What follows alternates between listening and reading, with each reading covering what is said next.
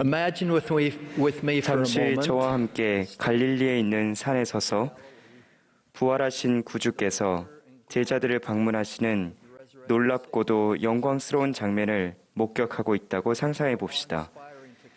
그분께서 제자들에게 그러므로 너희는 가서 모든 민족을 제자로 삼아 아버지와 아들과 성령의 이름으로 침례를 베풀라는 엄중한 권고를 전하시는 것을 직접 듣는다고 생각하면 얼마나 큰 경외심이 들겠습니까? 분명히 이 말씀은 그 당시 사도들에게 그랬듯 우리에게도 힘과 영감과 감동을 주었을 것입니다. 실제로 제자들은 그 사명을 수행하는 일에 여생을 바쳤습니다. 흥미롭게도 예수님의 말씀을 마음에 깊이 새긴 이들은 사도들만이 아니었습니다. 초대교회 회원들은 갓 개종한 회원부터 오래된 회원에 이르기까지 그들이 만나고 알던 사람들에게 복음의 기쁜 소식을 전하며 구주의 위대한 소명에 참여했습니다. 예수 그리스도에 대한 간증을 전하겠다는 이러한 결의는 그분께서 새로 세우신 교회가 크게 성장하는 데 도움이 되었습니다. 오늘날 우리도 마치 우리가 그분이 처음 이 말씀을 선포하셨던 갈릴리 산에 있었던 것처럼 그리스도의 제자로서 그분의 소명을 받으라는 권고를 받습니다. 이 사명은 조셉 스미스가 동생 세뮤얼을 예수 그리스도 교회의 초기 선교사로 성별했던 1830년에 다시 시작되었습니다. 그때 이후로 150만 명이 넘는 선교사들이 전 세계를 누비며 온 땅의 가르침을 전하고 회복된 복음의 기쁜 소식을 받아들이는 이들에게 침례를 베풀어 왔습니다. 이것은 우리의 교리이자 염원입니다. 어린아이부터 연장자에 이르기까지 우리는 구주의 명을 마음에 새기고 만국의 복음을 전할 수 있는 그 시간을 갈망합니다. 어제 우리의 선지자는 구주께서 사도들에게 명하셨던 것처럼 청남 청녀 또 청년 여러분에게 전임 선교사로 봉사할 준비를 하라고 권고하셨습니다. 저는 여러분이 이 권고가 구주의 명령과 비슷한 선지자가 주는 힘이 담긴 도전 과제라는 느낌을 받으셨으리라 확신합니다. 우리는 출발대에 선 단거리 주자처럼 경주의 시작을 알리는 선지자의 서명이 적힌 공식 부름장을 들뜬 마음으로 기다립니다. 이런 열망은 숭고하며 영감에 차 있습니다. 하지만 이런 질문도 고려해 봅시다. 우리 모두 지금 시작하면 어떻겠습니까? 여러분은 명찰도 없이 어떻게 선교사가 될 수 있나요? 라고 물을지도 모르겠습니다. 또 이런 생각을 할지도 모릅니다. 전임 선교사는 그 일을 하기 위해 성별돼서 그 일에만 집중할 수 있잖아요. 나도 돕고 싶긴 하지만 나중에 생활이 좀 안정되면 그때 할 거예요. 형제자매 여러분, 이것은 사실 훨씬 간단한 일입니다. 감사하게도 구주의 위대한 소명은 우리 모두가 어린 시절부터 배운 간단하고도 이해하기 쉬운 원리들을 통해 성취될 수 있습니다. 그것은 사랑하고 나누고 권유하는 것입니다. 우리가 할 수 있는 첫 번째 일은 그리스도가 하셨던 것처럼 사랑하는 것입니다.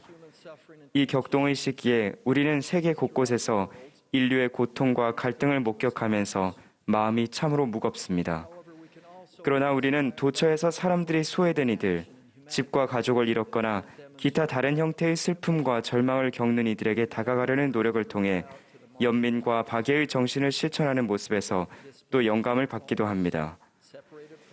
최근 보도에 따르면 폴란드에서는 자녀를 둔 어머니들이 모여 절망적 상황에 처한 피난민 가족들을 염려하는 마음으로 기차역 승강장에 모든 물품을 채운 유모차들을 일렬로 세워두었습니다.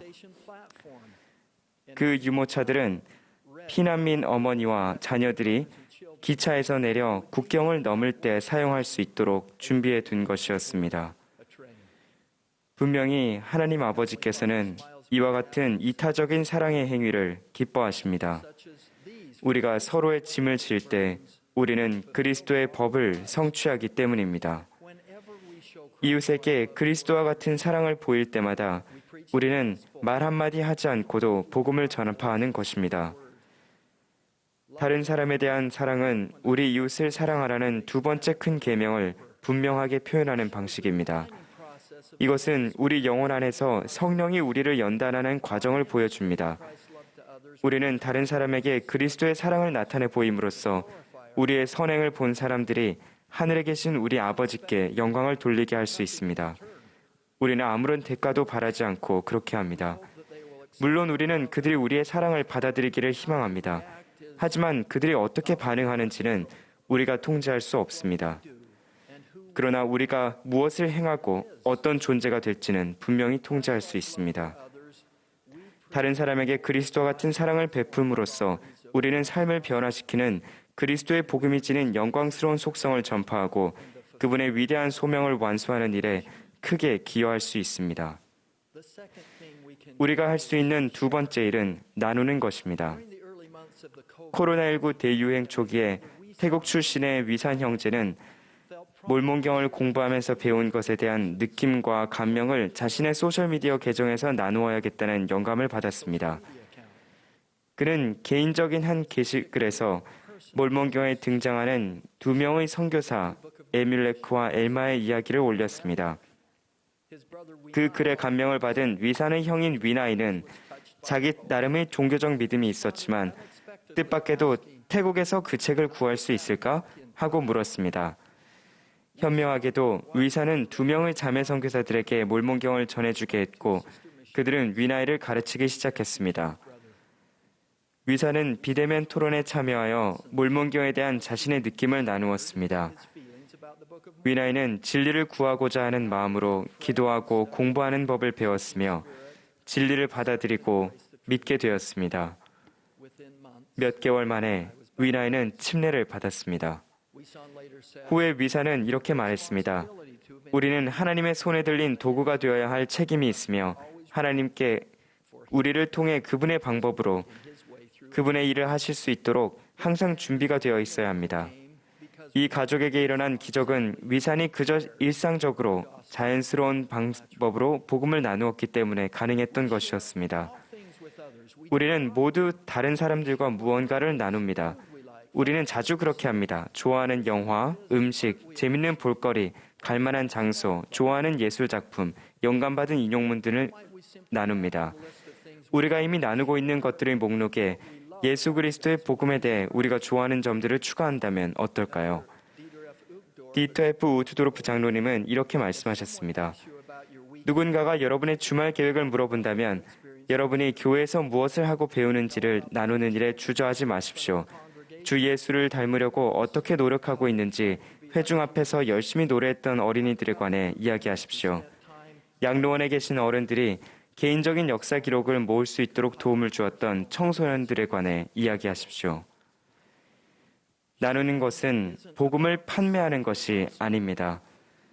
설교문을 쓰거나 누군가의 잘못된 인식을 바로잡아 주려고 할 필요가 없습니다. 선교 사업에 관한 한 하나님께서는 여러분이 경찰이 아니라 나누는 자가 되기를 요청하십니다.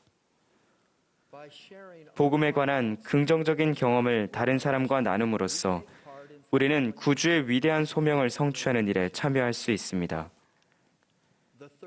우리가 할 수 있는 세 번째 일은 권유하는 것입니다. 마이라 자매는 최근 에콰도르에서 개종했습니다. 그녀는 침례식 직후에 소셜미디어 계정을 통해 친구와 사랑하는 주변 사람들에게 교회와 복음을 권유함으로써 복음에 대한 기쁨이 배가 되었습니다. 많은 가족과 친구가 그녀의 게시물을 보고 질문을 남겼습니다. 마이라는 그들에게 연락했고 자주 집으로 초대하여 선교사들과 함께 만나게 했습니다.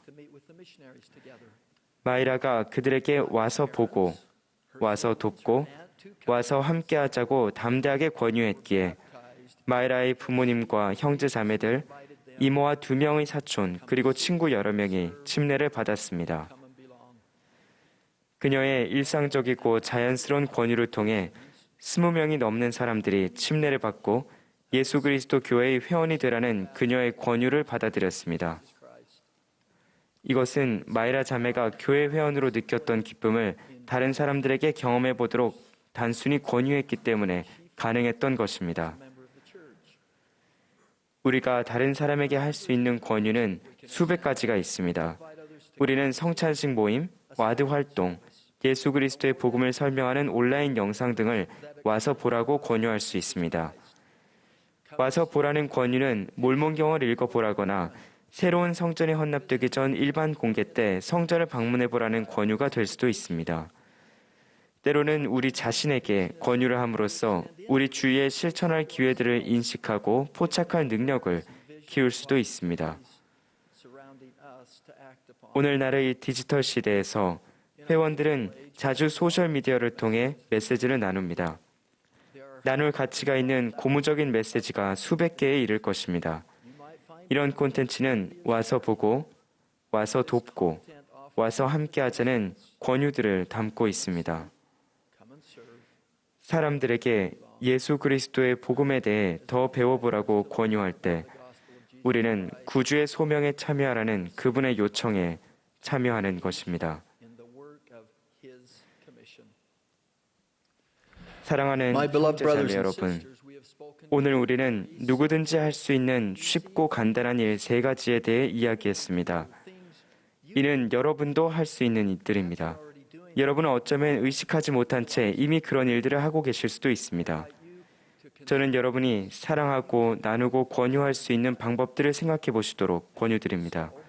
그렇게 할 때 여러분은 사랑하는 우리 구주의 말씀을 따르고 있다는 사실을 깨달음으로써 큰 기쁨을 느끼게 될 것입니다. 제가 여러분께 촉구하는 것은 새로운 프로그램이 아닙니다. 여러분은 이미 이런 원리들을 들어본 적이 있습니다. 이것은 교회가 여러분에게 참여하라고 요구하는 어떤 새로운 공식 프로그램이 아닙니다. 이 3가지는 이미 예수 그리스도의 제자인 우리 자신을 단지 조금 더 확장하는 것일 뿐입니다. 명찰이나 부름장은 필요 없습니다. 공식적인 부름도 필요하지 않습니다. 이 3가지가 우리 자신과 우리 생활의 자연스러운 일부분이 될 때 그것은 진정한 사랑의 무의식적이면서도 자연스러운 표현이 될 것입니다. 2000년 전 그리스도에게 배우고자 함께 갈릴리에 모였던 제자들처럼 우리도 구주의 소명을 받아들이고 온 땅에 나아가 복음을 전파할 수 있습니다.